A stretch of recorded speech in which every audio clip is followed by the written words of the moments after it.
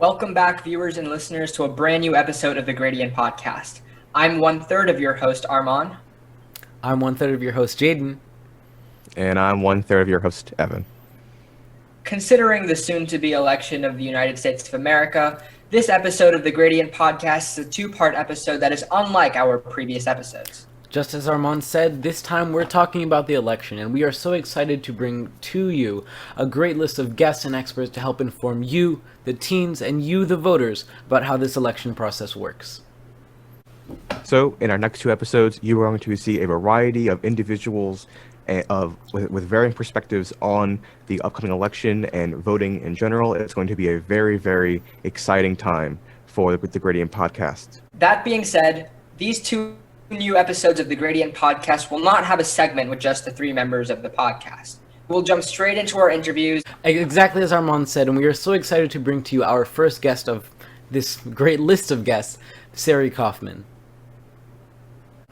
Next up, we are so happy to have freshman at Yale University, first-time voter, founder for the My Vote Project, and lacrosse fanatic, Mrs. Sari Kaufman. How are you today? I'm good. Thank you guys for having me on your podcast. We'd love to have you. So, with this upcoming election, it's a big year for a lot of teens. It's a big election, two very different candidates that are going to be, running in this election. Teens have a lot of pressure on them, to make the right decision. So we've actually compiled a list of questions that we got from our viewers who were just everyday teens who had some, while simplistic, extremely important questions that they want answered. So the first question that I think a lot of teens have is, why does my vote matter? Yeah, well, right now, like you said, everyone's paying attention to the presidential election. Should we vote for Biden or should we vote for Trump? But what really matters is the elections that are down the ballot. So when you're looking at sheriff, when you're looking at state attorney. And a lot of times people don't have the time to go out and vote, but then also be educated on all those candidates, not just the presidential candidates. So we developed myvoteproject.com, where you can just put your zip code in the website, and then an overview, nonpartisan overview of the candidates come up. So you can quickly learn about which state attorneys are running, which sheriffs are running, school board, etc. Considering yours and many others' first time voting, we'd see the importance of having political conversation and discourse both on a national and local level. Though we are faced with the fact that many teens are unmotivated to speak about politics because they don't feel like they have an important role, considering how politics is not very youth-centered. What ways can we empower youth and sort of make them more motivated to have these uncomfortable conversations about politics that they so need to? Yeah, well, I think, just looking at social media, a lot of more young people are talking about politics. And I think a lot of times as young people, we look at politics as an adult problem. It's abstract. It doesn't affect us. But people have to think, even if you think locally, do you ride the bike to school during the day? Do you use your sidewalk? How are you getting to and from places, and who's paying for that? Even though we might not have money right now, the things that our city leaders decide to build and the infrastructure they have affect us every single day. So I think if we're able to show young people a direct impact of a politician's choice, then people will be more motivated. When we're talking about these, maybe economic policies that seem a little complicated, and when we're not having a job, some teens don't. It seems a little more abstract and harder for us to care about it. So that's why I think, just having discussions about exactly what politicians are doing that affect young people every single day. I think that's how we're going to be able to get young people more motivated about politics. And we completely agree that it is extremely important that all teens and all young people just in general do take the time to vote. But a lot of times issues that teens may face is they simply just don't know where their polling place is. So what resources are available for these voters to figure out where their polling place is, or what resources are available for them to figure out what is the best way to vote for them? Yeah, well, statistics show that if you have a voting plan, which sounds a little dumb, but it's true. If you think about exactly how am I going to vote, how am I going to research my candidates, where am I going to get those resources, you're way more likely to actually vote when it comes to time to voting. So, of course, I'm going to plug in myvoteproject.com, where you can easily search the candidates who are on your ballot. So you don't have to do all that research beforehand, which takes a long time. So that's one resource. And then just going to your supervisor of elections website, you can easily look up your polling place. And then you can also, if you do a mail-in ballot, you can see if your ballot's counted, right? Like all over the country right now, ballots are being rejected, and some people don't even know their ballot's rejected. So I know at least in Broward County, you can go to the Broward Supervisor of Elections website and then easily see if your ballot was counted or rejected and how to figure that out. So I wanted to ask a quick follow-up question. So you developed the My Vote project when you were still in high school, before you could legally vote. But now that this is your first election, has the My Vote project, like, has your work on that changed your perspective on voting at all? Yeah, well, I think when I first came up with the idea, it was a very idealistic idea. Oh, I don't know if it can actually happen. And then honestly, when coronavirus hit and we had all these young people at home looking for something to do and get involved with in their communities, that's when I decided to start reaching out to these young people and asking if they would help volunteer with My Vote. And now we have over 300 high school volunteers. Most of them cannot vote. So it's interesting to see their perspective and their willingness to still help with a project that they can't use. And now that I can actually use it, it just shows, like, before it kind of seemed like, yeah, I think it will help. But then when I was able to actually use what I developed to fill out my own ballot, I saw the effectiveness of it. And really just, I talk to young people a lot, and a lot of times there's so many obstacles to, like, be able to build something yourself. And it just seems like, oh, it's too hard, too difficult. I don't know where to start. But, I think it's really important. If you can just, like, take one step. I would have no idea that we would have 300 volunteers today. But it was just, like, reaching out to some people, and it slowly spread. So I think having the willingness as a young person to get your feet wet, to start a project and see where it goes, is important. So if I am a young person who is interested in voting, but I'm not particularly fond of either candidate on the ballot, what should my course of action be? Yeah, well, yes, we do have a two-party system. So a lot of times we have two candidates and we don't feel like one of them actually represents us. And that's totally understandable. But I don't think it's understandable when people say that and then don't vote. Because the truth is, one of those candidates is going to get elected. So even if you're saying, okay, well, they're both bad, choose the one that's least worse. Because they're still going to be representing you. One of them is. So you would rather have the least worst candidate represent you than have no opinion at all, and then a candidate that could be significantly, detrimental to you compared to the other one.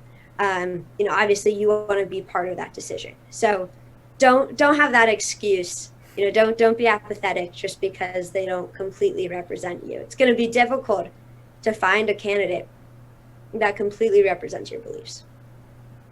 Especially now more than ever in current America, we see politicians with expressive personalities who express their policies in ways that have them do it at the expense of moral character. And considering how big these role models are on much of youth in America, how do you suggest we're able to maintain a sense of civility when having these political discussions and discourse, especially since some of our politicians don't? Yeah, well, that's a good question. And I think a lot of times people put emphasis on, like, Generation Z and what they can do when they become older, or like what impact the generation is going to eventually have. But I think that right now, when we're in this hyper-partisanship world and, there's very little discourse between, like, the older generations and especially our role models as politicians, I think it's up to us as Generation Z to start that discourse. So just because the politicians right now might not be civil and might not be willing to discuss topics with each other because it's so partisan, I think it takes, again, unfortunately, young people should have the responsibility to start now and not wait until later, but start now and having that discussion, opening it up. Because I think it's up to us. Old people don't really change their habits. So if they're not being open to discussion now, it's not going to change in a couple of years. So I think it's up to us. And just to add to that, on social media, I've seen a lot, like, among young people, oh, well, if Trump wins or if Biden wins, like, I can't talk. If you vote for one of them, I can't talk to you. Like, I'm just dropping you as a friend. And I understand the candidates have completely contrasting views. And yes, some of them are detrimental to groups. But it really, I personally think that we need to make sure that we're having a conversation no matter what. So for someone to just post on social media that they can't be friends with someone else, that's going to cause a lot of issues down the road if we're not being willing to open up to other ideas. So that's just something to think about before you post something on social media. Like, try to get other views. Don't just look at the same views that you always do and have confirmation bias. Now, I want to have a quick follow-up. You talk about the importance of having conversation in the current political climate, and that goes alongside with your development of the My Vote project. Can you walk us through that experience of how you've decided to create such an organization, and what suggestions you have for other people who want to create similar projects in their local areas to make the youth more informed and make everyone more informed generally? Yeah, of course. So I was a sophomore at Stoneman Douglas in Parkland when the shooting happened. So afterwards, I saw how important politics was, and especially local politics, because I saw that, there were some failures that happened on the local and state level by politicians. And if that didn't happen, then not necessarily the shooting could have been stopped, but somehow maybe it could have been prevented. Of course, we don't know, but I clearly saw how politics directly impacted my life. So after that, I helped plan the Parkland March for Our Lives and registered thousands of people. But as I was registering people, we were saying, let's hold these politicians accountable. But then when I was registering people, they didn't know who was on their ballot. So it's like, how can we hold all these politicians accountable, but we don't even know? We're just guessing the first name on the ballot because we don't even know who they are. So I found that like really ridiculous. Like, how could you be asking for something if you don't even know what you're asking for? So I actually got connected through my debate teacher to a Duke professor, and he's a game theorist. So he was thinking about the idea of voter engagement and voter education, definitely differently than like most politicians would think about it. So we came up together with the idea of My Vote project, which is super simple, but it's not that popular. Where someone can just type in their zip code, and then candidates on all levels will populate with simple overview of who they are, what articles they've been in, if they've been in scandals, their social media. So easily you can basically just have a digital voter guide on any candidate. 2 years ago, it was like complete abstract idea. Like I was very doubtful that it would actually happen. And then fast forward in January, we started thinking, okay, how can we actually make this a reality for the 2020 election? And that's when, because of coronavirus, so many young people were at home, and we were able to get connected to young people. And soon we grew our volunteers to over 300, like I said before. And we are having them research these candidates because, the task of covering so many different candidates on the ballot is extremely difficult. So we have a standardized way we do the research to stay nonpartisan. And that's how we're researching now over 2,000 candidates in states including Florida, North Carolina, Pennsylvania, Virginia, Washington, New York, and a couple others. And then we have an aspect where we're working with Duke policy students on listing policies in a digestible manner so people can easily understand, okay, how's healthcare affecting me? How's tax policy affecting me? So that's the gist of My Vote and how it was developed. And I think the other question that was a huge piece of that is, how can other young people do this? And I think a lot of times adults question young people and will kind of be condescending to them, like, oh, a young person could have this great idea, but adults like, yeah, okay, it's a good idea, but I don't think it's realistic. And I think, unfortunately, it's really up to the young person to say, no, like, I believe in my idea and I'm going to do my idea, even if you don't believe in it or not. And young people need to know that they can develop these ideas. Like you guys, you're creating a podcast. I'm sure some of your parents were probably like, yeah, okay, like, sure, go create your podcast. Let's see where it goes. But now you're on all these different platforms. So I think like just between the four of us, just like being willing to have the cojones to like go against your parents and adults and like actually create what you want to create. Yeah. Thank you. So another question that we have, when it comes to creating this discourse, is what if your parents and friends want to vote for a candidate that you don't necessarily believe in, and they are really persistent, and how do you go about having a discussion with them about, maybe considering a different candidate, or just having a discussion in general just to talk about why they like their certain candidate? Yeah, well, that's a good question. In my family, it's pretty split. So I have two older brothers. One of them's Republican, one of them's Democrat. My parents are kind of split. So our dinner conversations get a little crazy when we talk about politics. And I'm always navigating, well, how can I have healthy discourse with my brother when he's Republican? And I'm like, well, I'm nonpartisan, but in my personal view, I'm Democrat. So how can you have that conversation? And what we've learned kind of together, we're both willing to, talk openly and have a civil discussion, is not writing. I'm not going to actually write down, but just literally list, okay, well, these are my values, and then see what their values are. And if you can, a lot of times, especially young people, their social values might be in one place, but then maybe economically their values are in a different place. So I was a debater, so weighing the different values against each other and then coming up with the best candidate, that seems so logical and not fun in the whole process. But honestly, I think a big part of civil discourse is if you're able to take the emotion out of it and just talk about what you actually care about, what the other person actually cares about, compare it, and then find the best choice. Like I said, just because they're Democrat, just because they're Republican, doesn't necessarily mean that they represent every single Republican or Democratic view.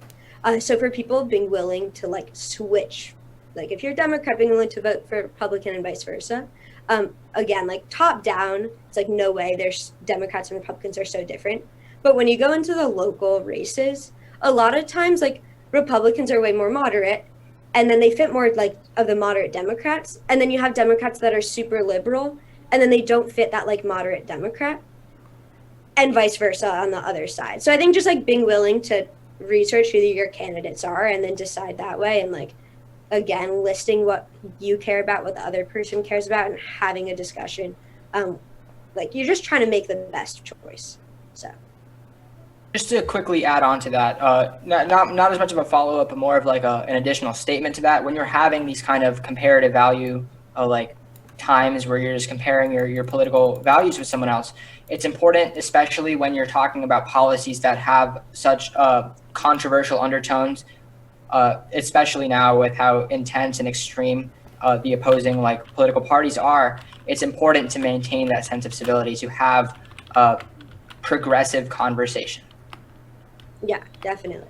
I think a lot of times we fixate on one issue, and then if we really break down that issue, you can see where candidates lie, and a lot of times it's not even that different. It's just in media, social media especially, we try to hold on to the fringes because that's what gets the most attention. So I think that I feel people view politics as super extreme sometimes, because that's in order to get attention you want to be extreme. But if you really narrow it down, it's way more moderate than we think. I wanted to quickly follow up on something that you mentioned earlier with the goal of the My Vote project. We talked about how it was important to make sure that candidates keep their promises. So what can voters do to ensure the integrity of who they vote for? Yeah, well, that's actually a great thing to bring up, because after the election, My Vote project isn't going to go away. Our whole thing is hold politicians accountable on both sides. So what we're going to start doing is having town halls soon after the election and saying, okay, well, on your campaign website, you promised this, this, and this. Now, let's have this town hall. Let's have people ask these questions and see if you actually completed these promises. Because again, a lot of candidates will campaign on specific promises. And yes, of course, sometimes they won't have the political capital once they get into office to be able to do those promises, which is understandable. But when you have, you see it in some districts where candidates purposely campaign on one issue that they don't believe in, but they do a fake promise, and then when they're in office, they could do something completely different. So again, holding politicians accountable after the election. And so many people are focusing on November 3rd, of course, it's the most important election. But I think it's also important to focus after and for us to not lose this political engagement. Because yeah, it totally matters. And if your candidates win, that's amazing. But even if it was your candidate, you have to make sure that they follow up on what they promised you. You can't just be like, oh yeah, they won. Like, I'm good. My party won. I'm just gonna go chill and like watch Netflix again. Like, you got to stay in the political process. So one final question for you here. You've given a lot of great advice to teen voters and, young voters in general about, how to choose a good candidate, what to look for, and how to vote. So what is one final bit of advice and one final takeaway that you want to make sure that these teen voters can get out of this? Yeah, well, teen voters, if you haven't voted yet, please vote. Just go in person. That's one thing. Make sure all your friends vote as well. The other thing, though, is I'm all about voter education. So, of course, please, when you're going to vote, don't just vote for the president. Please vote for down the ballot. Because if you want to see exactly how politics affects your lives and where it does, it's always at the local and state level. Very little will federal policy directly impact your life like the day after they pass it. But state and local do. So please pay attention to state and local. And of course, I'm going to plug my website. Use myvoteproject.com if you're in any of the states I listed before, so you can research those candidates easily. But yeah, definitely encourage you to vote, obviously, but I have a feeling you're going to vote because it's important and you know that. But make sure you're voting down the ballot as well.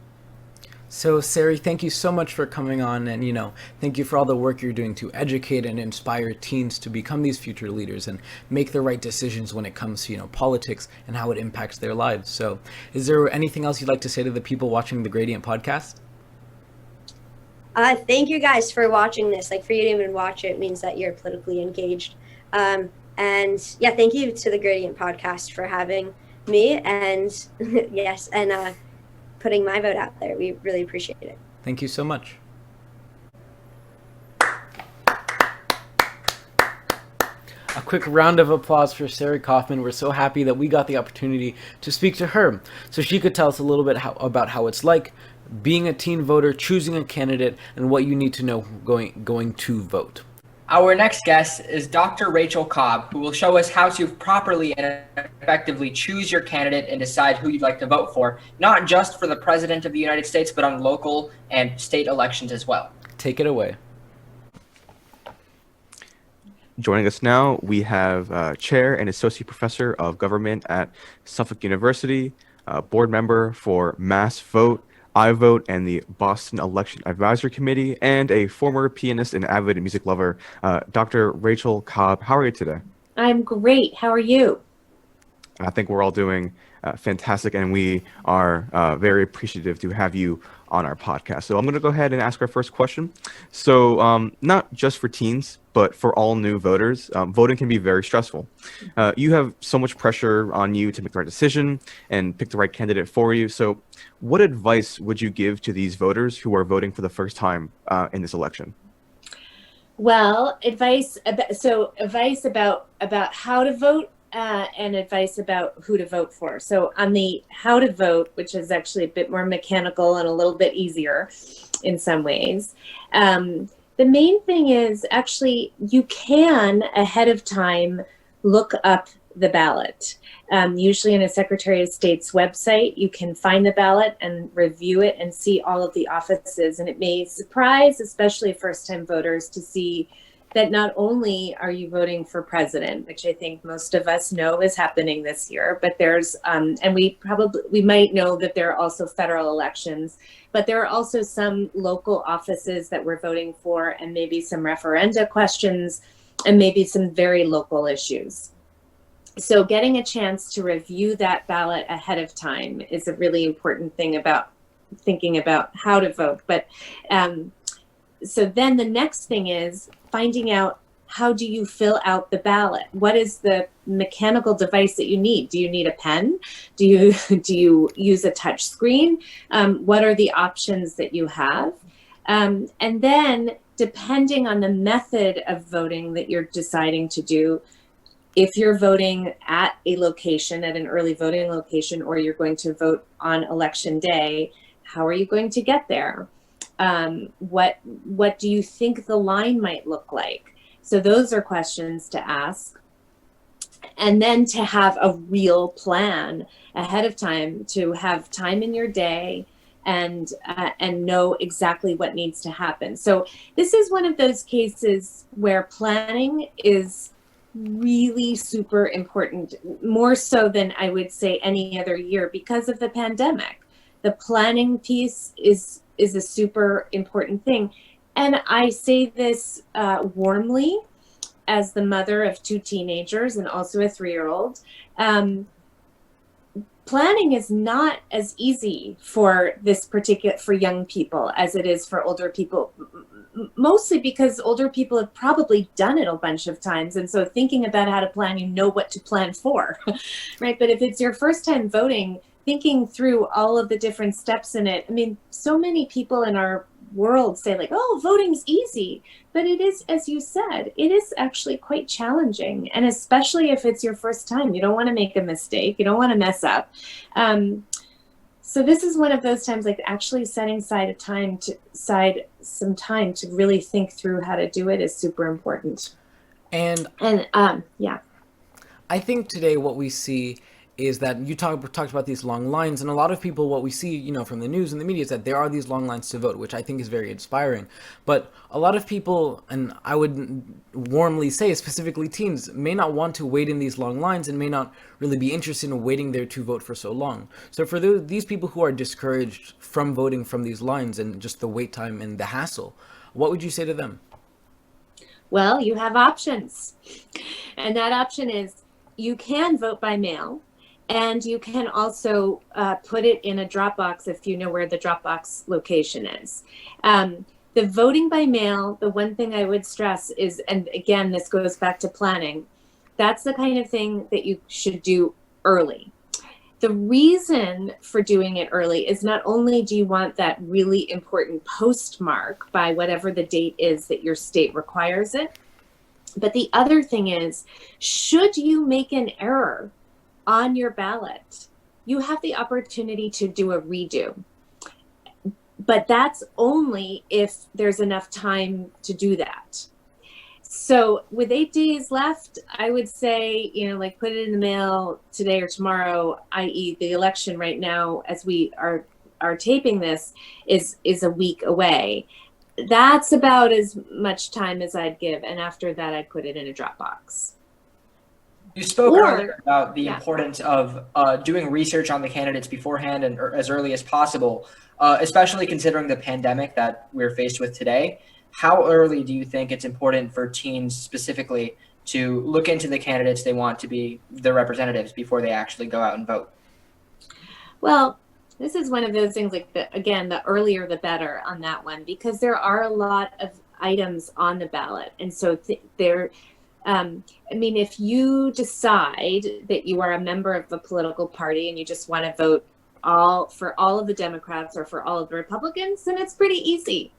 And in fact, one of the things that we talk about in political science is that party is kind of a shortcut for people. And that's not a bad thing. If you believe in the platform of a particular political party, then parties are actually giving you a gift of saying, look, if you like what we're doing, then vote for all of the candidates that we have on our team. So that's so that makes it easier. But if you want to think through who these people are and get to know them, then I would think that you know, maybe depending on how much you want to get to know them, then you really have to do some research. And that research is actually not as necessarily as easy to locate. I mean, you might be able to find a couple of key issue positions, but if you want to dig deeper, really finding out about that candidate can be a bit tougher. So as a part of the younger generation, you know, researching candidates is something we hear very often. We hear that it is very important. It's something that we should do. But to a lot of the younger generation, what exactly does that mean? And what exactly does that mean, and what exactly should you look into when trying to research a candidate? Well, I think actually you should start, before you look at candidates, actually think about who you are and think about what matters to you. Think about what are the key issues that are mattering to you today and that you anticipate will matter to you in a few years, whether that is climate change or student debt or management of the pandemic or roads and bridges or transportation or whatever it is. But really think about what are the items that are super important to you, and then look at the candidates and see what they're saying about those issues. So, it's one thing if a candidate says, like, I'm pro-education. Well, like, what does that mean? What does it mean to be pro-education? So then you have to think about, like, what is it about education that you want to see changed? And are the words that that candidate is saying or some of the things that they have previously done aligning with that? But there are some organizations out there that are dedicated to trying to make your lives a bit easier, such as the League of Women Voters or Project Vote Smart or even Rock the Vote. What they do is provide some candidate profiles and some information or send you to links. The other thing I would say is about all of the candidates, this is the time to have conversation with friends and family and say, who are you voting for?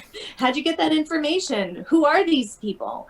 And that one thing that I would also add is the more local people who are politicians who are running for office, generally the more accessible they are. So, you'd have a tough time probably calling up either of the presidential candidates and having their ear for a moment.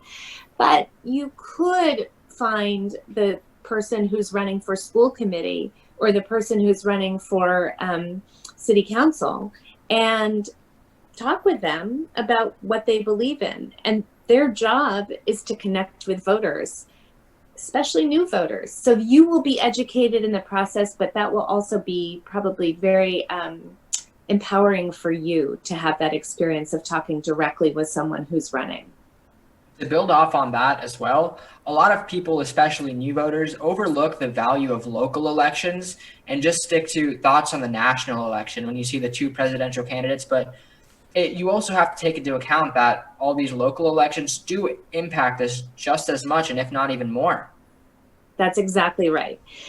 Whether it is the funding for your schools or bike lanes in your community or parks or the air you breathe, the water, the trash collection. I mean, all of this stuff that sometimes we might take for granted, but can be, or where a new school is going to be built, or whether you're getting the resources that you deserve in your community. Those are all very local issues.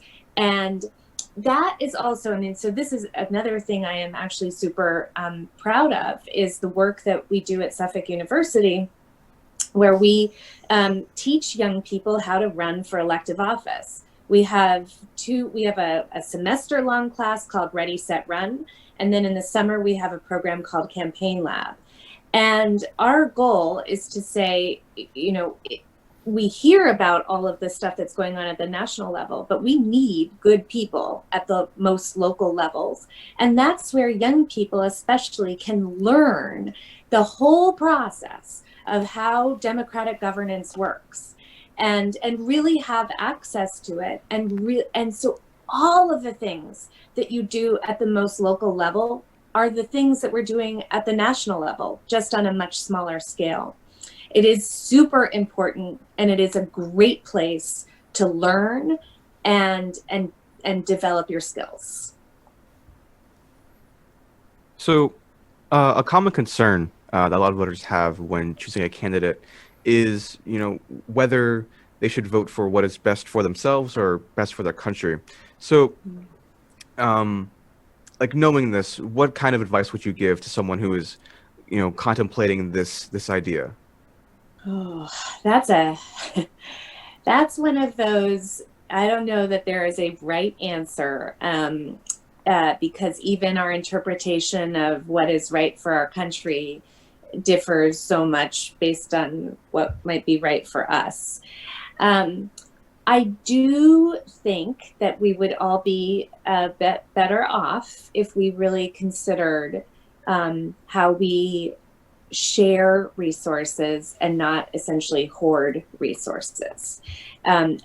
So I think my political philosophy might be a little bit more evident in that, but an inclusive mentality about what our system of government should do for the common good. And so I think thinking about the common good helps us to reflect on what the needs are. And I'll give you a specific example that might not seem obvious at first, but I think relates to it. So one of the things that I live in Cambridge, Massachusetts. One of the things that Cambridge has done recently is eliminate the honors tracking system at the high school, with the thinking being that that tracks people into a particular way and leaves some students behind. And that a more equitable process would be honors for everyone. And so that if we raise expectations for some, we raise them for all, then everybody has access and opportunity. That translates into our political process as well. That if we share resources, the hope is that we're all better off in that process. Especially in our current election, you see two candidates with completely polar and opposite personalities. How important is character in regards to political policy? And if so, what traits of a character make for a good president?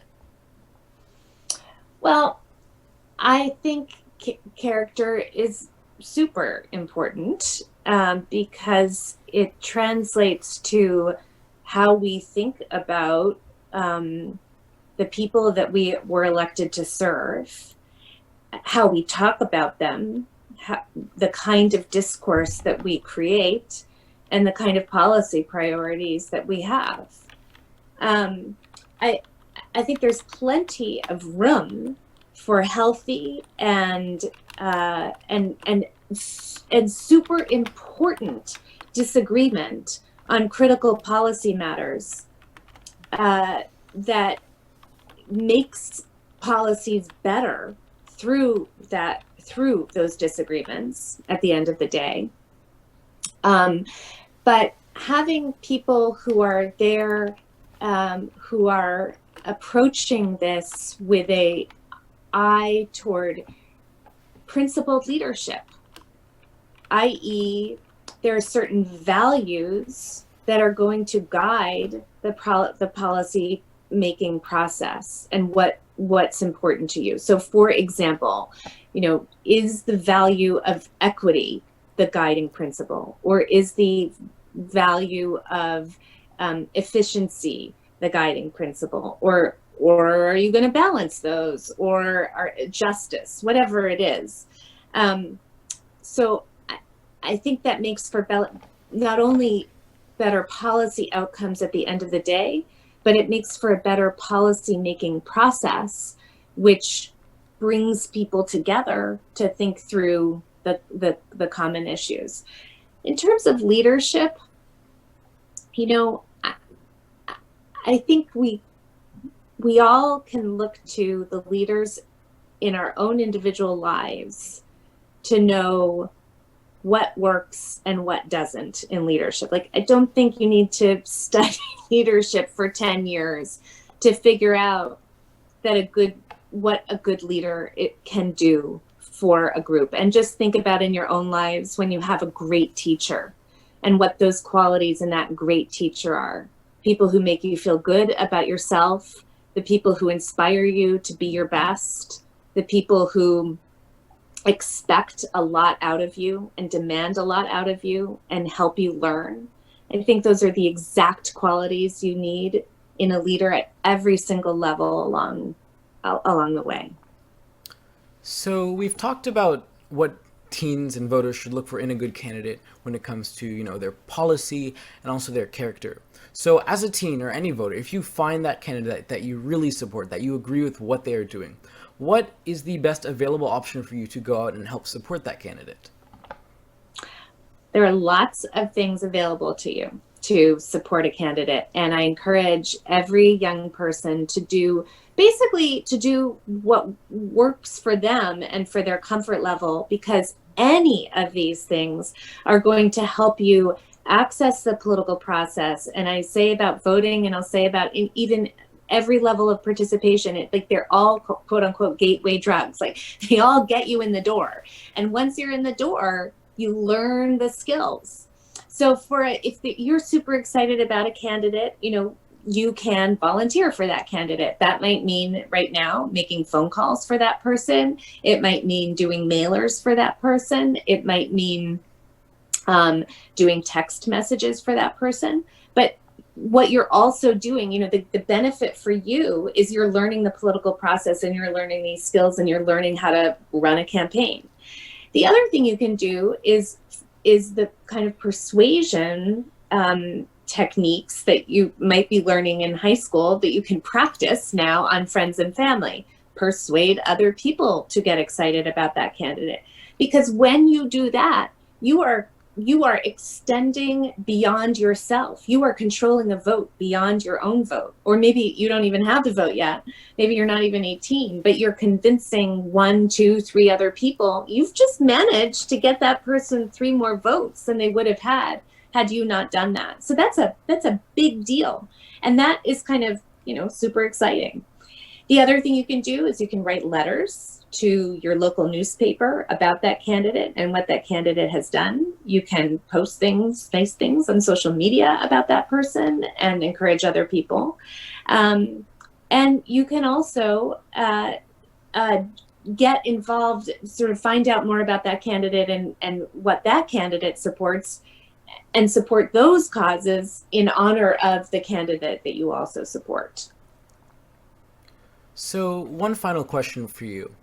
You talked about the work you've done in Massachusetts to try and get these young voters to help out, at polling places. So if anyone across the United States is interested in becoming a poll worker to help, support our elections and support the people trying to exercise their right to vote, what resources are available for them to do this? The most important thing, especially at this late date, is to call your local election office. And I would say call at this point, because they're call or email, but call them immediately and say, do you need more poll workers? I'm here to help. But only do this if you can really give the whole day. Because at this point, election offices are, they're strapped. They're getting ready for one of the biggest elections. They're already probably, running one of the biggest elections because of early voting. They are devoting a lot of resources, and they need people who can work from 6 a.m. to 9 p.m. or later. So if you can only work from like 10 a.m. to 12 p.m., then I would say there are other options for you on election day, and plenty of good stuff to do. You can volunteer to help on a campaign. You can volunteer to do election protection. There are a lot of things you can do. But if you want to be a poll worker, you have to be dedicated to that and call on us. Because the good news this year, I think one of the most underreported stories of the year is when the call went out in July and August and said, we need poll workers, like crisis, young people stepped up and filled it. And now there are some election offices across the country, actually many, that are now like, whoa, we have too many people. That is a great problem to have. That's exactly the kind of problem I would like to see in every election. So to wrap this up, Dr. Cobb, we want to thank you once again so very much for coming on. And we want to thank you as well for coming on to help teens and all voters really better understand and exercise the privilege they've been given. So, before we send off, is there anything you would like to say to the people watching the Gradient podcast? Well, I want to say, first of all, to all of you, bravo for doing this work, because this is one of the ways that you get voices out there and help people navigate these challenging times. So thank you for your leadership.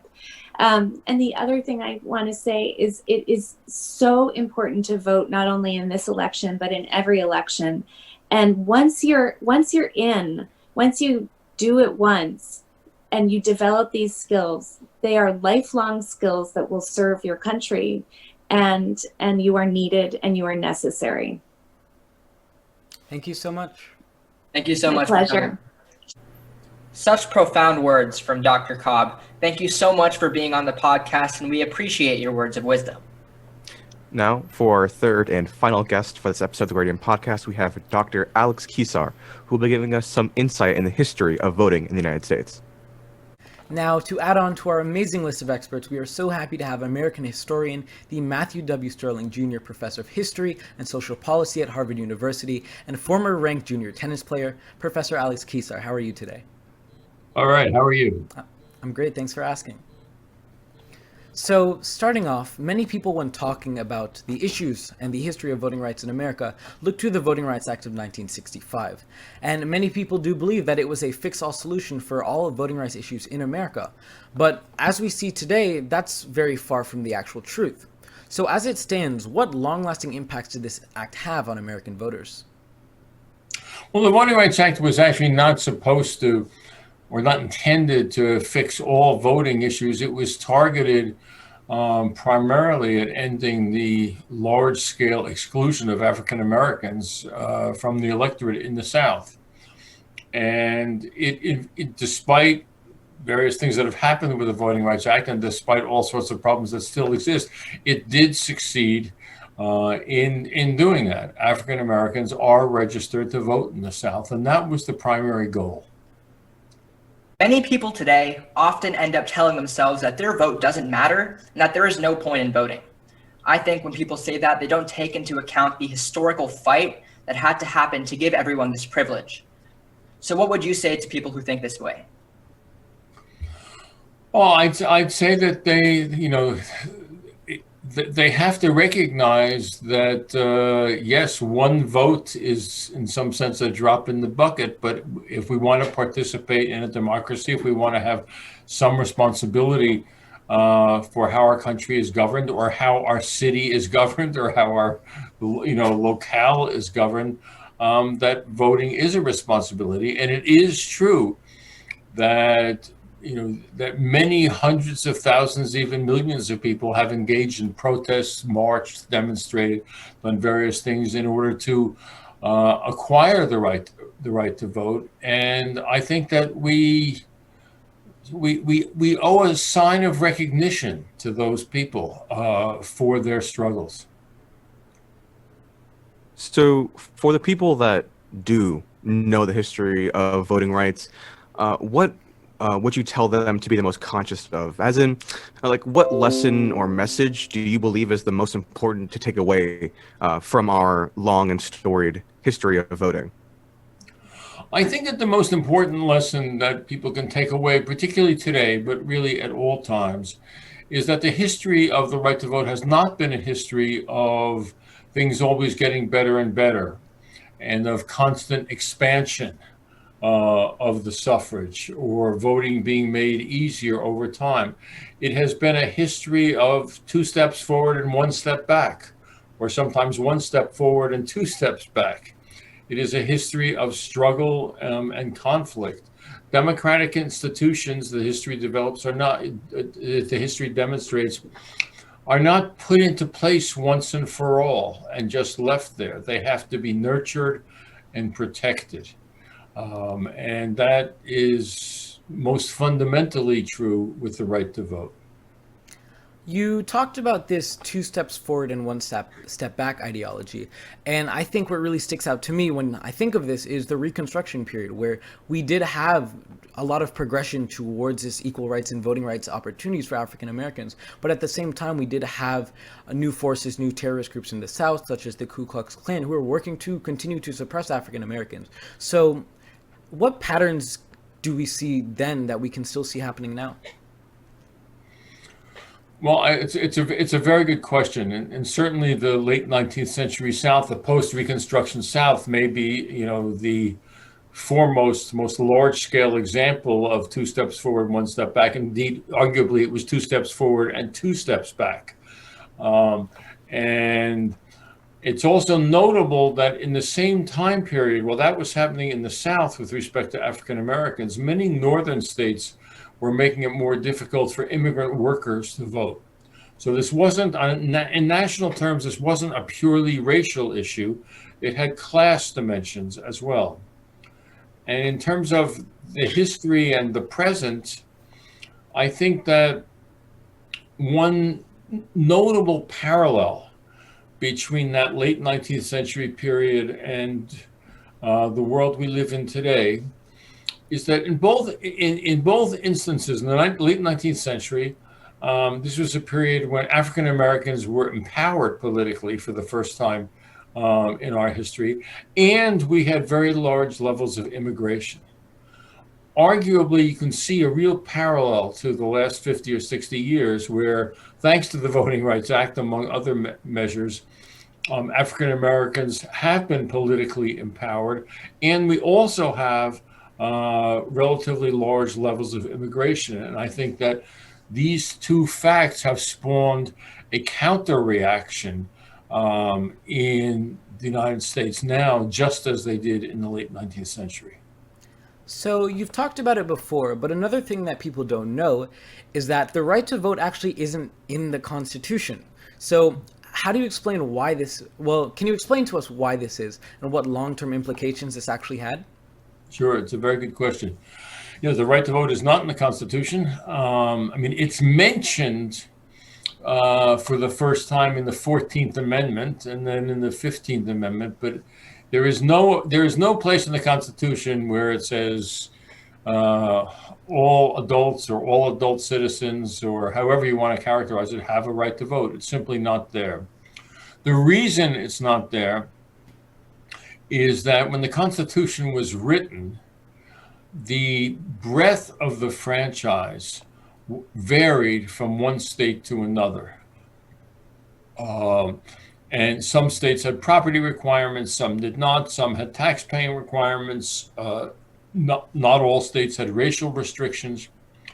And when the framers met and they considered having a national franchise requirement and thus a national vote, they were concerned that any standard that they reached might create objections in some states and among some delegates, and might jeopardize ratification of the Constitution. I mean, that's the procedural reason why there's no mention of the franchise. It's also the case that in their eyes, or in most of their eyes, it was not clear that voting was a right. It was a peculiar notion. Voting seemed to be a right that only belonged to some people. It didn't belong to women. It didn't belong to blacks, many people thought. And maybe it didn't even belong to people who didn't own property. So then, was it a right or was it a privilege? They never resolved that dispute. I have a quick follow-up on that. When you're talking about the fact that our founding forefathers purposely left out the idea of voting in the Constitution, they've cultivated our Constitution to adapt to the moving times. Considering how that was there, they must have had a lot of trust in the future of America, because they made this country to withstand any adversity and make it in the long term. Do you think our current political landscape fulfilled their idea of what they want our country to be in the future? You know, I think that when they were writing, when they were putting this together, they certainly had hopes that this document and this form of government would prove to be durable. It's probably, in fact, been durable beyond what they might have expected. But I think we have to recognize that the framers of the Constitution, who were very talented men and thoughtful men, they were creating a constitution for a late 18th century world, which is so dramatically different from the world that we inhabit today. So that it's hard to even conjecture what they might say when they look, if they were to look at our political arrangements and institutions today, it would all seem so foreign to them. Now, I'd like to take the conversation to another talking point. Something that has caused a lot of controversy in American history is the Electoral College. Today, do you see any value in the system? And is it worth for it to stay in place in current America? Well, as you know, I've recently published a book about the Electoral College, and I think that the Electoral College does have certain benefits, but I think that they are overshadowed by the problems with it, by the defects of the institution. I think that our electoral system should reflect and embrace and embody fundamental democratic principles, such as all votes count equally. And that's not true in the Electoral College. I think that electoral systems should operate in such a way that the person who wins the most votes wins the election. And that's not true with our Electoral College system.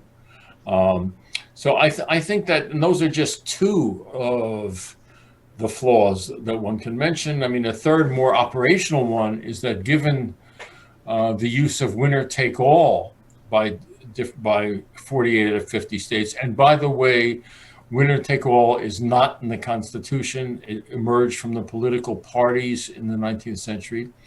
But given that, I think the Electoral College also deforms our electoral campaigns in ways that are not healthy to our political culture. I mean, you folks are in Florida, right? So you Yes. are seeing Correct. you are seeing a very active political campaign, and I suspect that it's probably annoyingly true that if you turn on the television, you can't see anything except ads. I live in Massachusetts, and every once in a while, there's an ad that's actually aimed at New Hampshire, which has the same media market. But there is no real campaign here, and there's no campaign in about 3/4 of the states.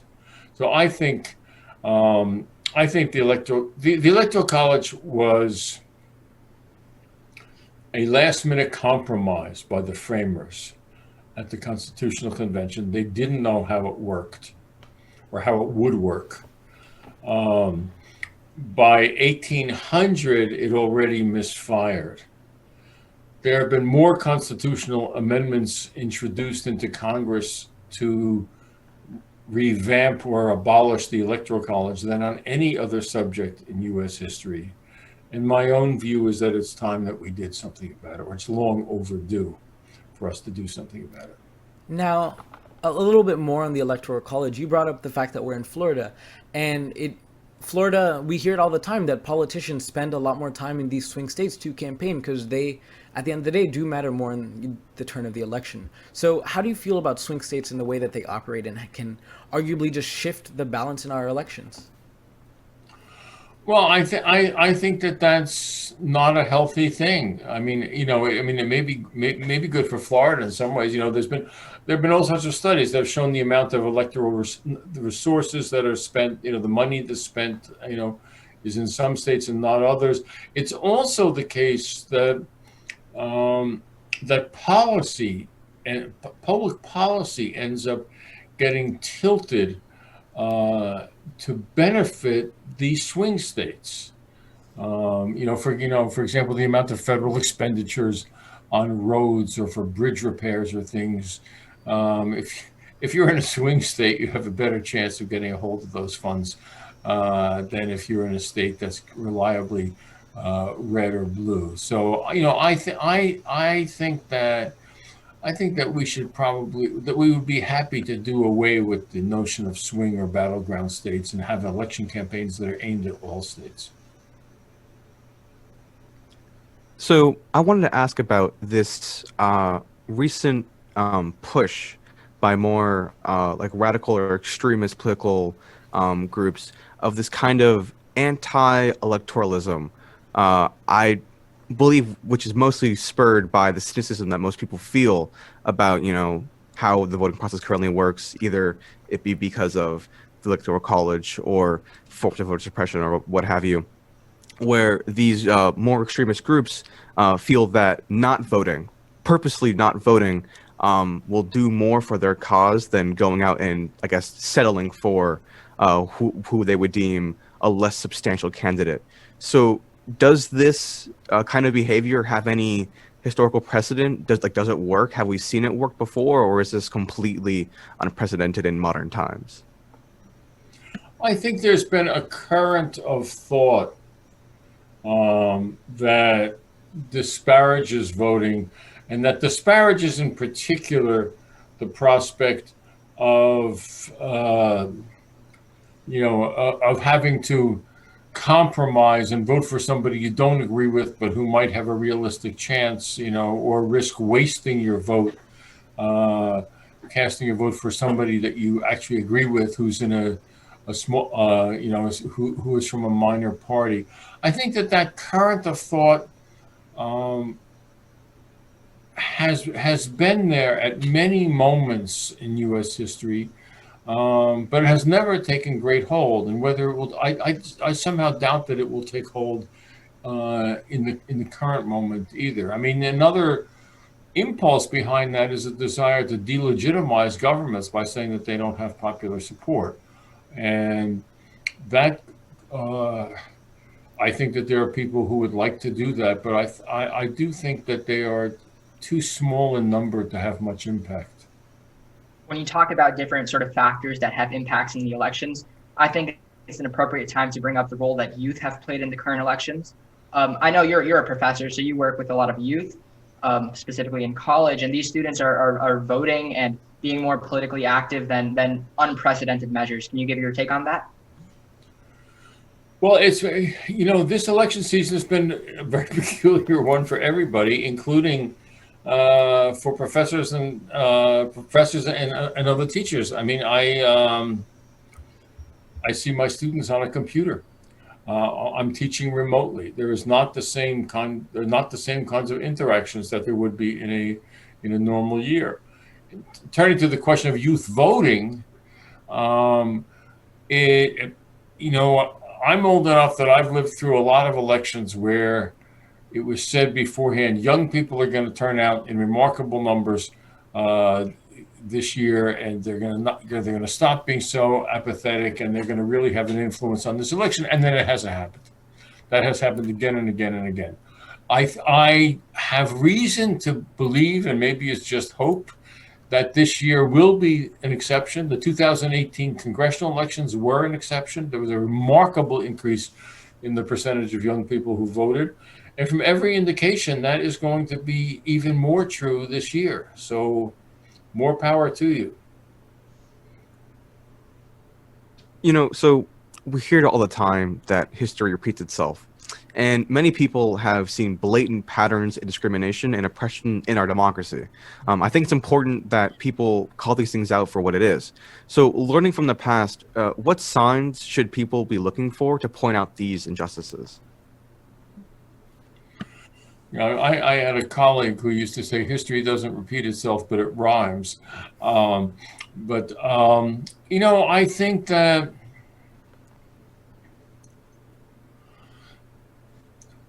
that when you see something like attempts at voter suppression, we need to recognize that this isn't the first time it has happened. It has happened before. It has happened for a reason.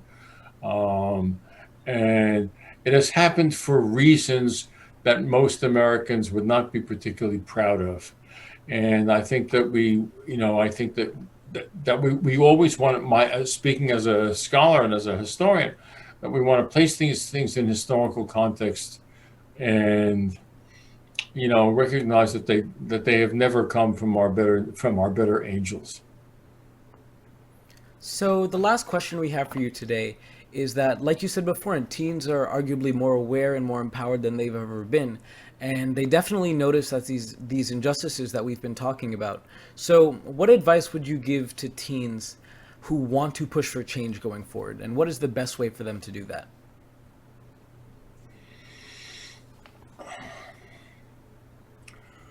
I'm not sure that I have great expertise in this, but I would say talk to each other, work with each other, connect up with local organizations and local organizations that might connect to national organizations. If you want change isn't produced by individuals. It's produced by groups of people figuring out ways to collaborate and learn from one another. And that's what I would encourage you to do. I mean,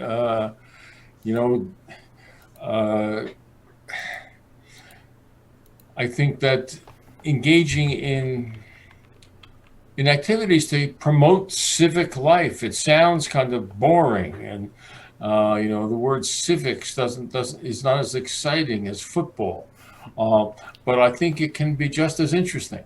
And I think that working with other people for the sake of still others can be very gratifying. The fact is, there are, beyond all the issues about, politics and partisanship, there are a lot of people in this country who are hurting right now. There are a lot of people who, have serious problems. You folks probably know this as well as I do. But there are dramatic health issues.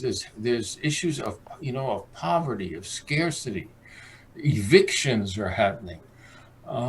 We all should be trying to, all of us who are not facing eviction and have enough food on the table, there's something humanly important and in the end, as I said, gratifying about doing our best to try to help those people who are hurting. So with that being said, thank you so much for coming on and giving us this great opportunity. And I truly hope that the people watching at home learn something and can take something away to inspire others. Now, is there anything you'd like to say to the people watching the Gradient Podcast? No, I assume that people watching the Gradient Podcast are all likely in Florida, and I hope you participate in next week's elections. Although do you folks vote? Are you folks old enough to vote? Probably not, right? No, Not yet, no. Not yet. Yeah. Not yet. Well, look ahead towards the next election, and to your colleagues, just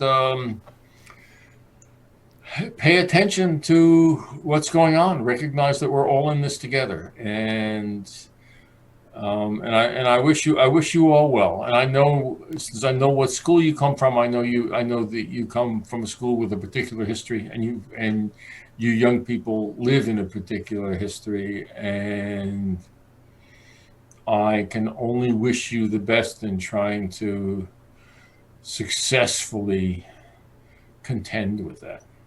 Thank you so much.